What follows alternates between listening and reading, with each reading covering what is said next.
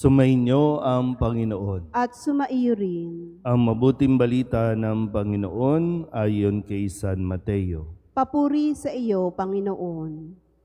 Noong panahong iyon, sinabi ni Jesus sa kanyang mga alagad, "Sa pananalangin ninyo'y huwag kayong gagamit ng napakaraming salita, gaya ng ginagawa ng mga hintil. Ang akala nila'y pakikinggan sila ng Diyos dahil sa dami ng kanilang salita. Huwag ninyo silang tutularan, sapagkat alam na ng inyong Ama ang inyong kinakailangan bago pa ninyo hingin sa Kanya. Ganito kayo mananalangin: Ama naming nasa langit, sambahin nawa ang pangalan mo. Ikaw nawa ang maghari sa amin. Sundin nawa ang iyong kalooban dito sa lupa tulad ng nasa langit. Bigyan mo kami ng pagkain kailangan namin sa araw na ito, at patawarin mo kami sa aming mga kasalanan, tulad ng aming pagpapatawad sa mga nagkakasala sa amin. At huwag mo kaming iharap sa mahigpit na pagsubok, kundi ilayo mo kami sa masama. Sapagkat iyo ang kaharian at ang kapangyarihan at ang kapurihan magpakailanman. Amen. Sapagkat kung pinatatawad ninyo ang mga nagkakasala sa inyo, patatawarin din kayo ng inyong Amang nasa langit. Ngunit kung hindi ninyo pinatatawad ang mga nagkakasala sa inyo, hindi rin kayo patatawarin ng inyong Ama." Ang mabuting balita ng Panginoon. Pinupuri ka namin, Panginoong Hesukristo. Isang magandang umaga po sa inyong lahat. Ngayon po ay Martes sa unang linggo ng ating 40 araw na paghahanda. Sabihin niyo nga po ulit, paghahanda.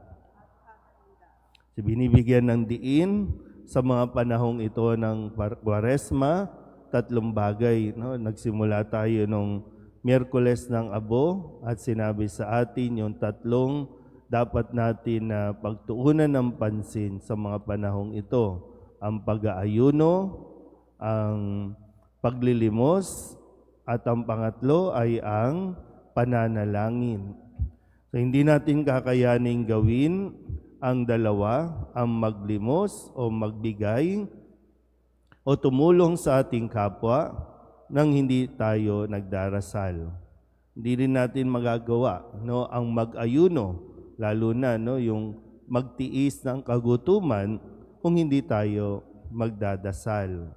Kaya nga po, kung sakasakali sa mga panahong ito na ikaw ay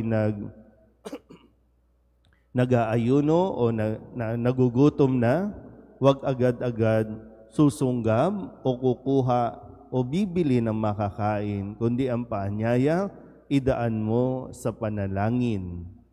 At bago ka makapagbigay, nawa ito ay gabay o bunga, di ba? Bunga ng iyong panalangin, ang iyong pagbibigay. Kasi yung i-detach mo sa iyong sarili, medyo magiging masakit din yon para sa iyong kalooban. Kung ibibigay ko ba ito o dapat sa akin lang ito, sarili ko lang ito. Ang kailangan mo dyan ay magdasal. Kasi doon papasok ang grasya ng Diyos na magawa natin yung mga bagay na nahihirapan tayong gawin, lalong-lalo na yung maging mabuti, hindi lang sa kapwa o hindi lang sa ating sarili, kundi maging sa ating kapwa.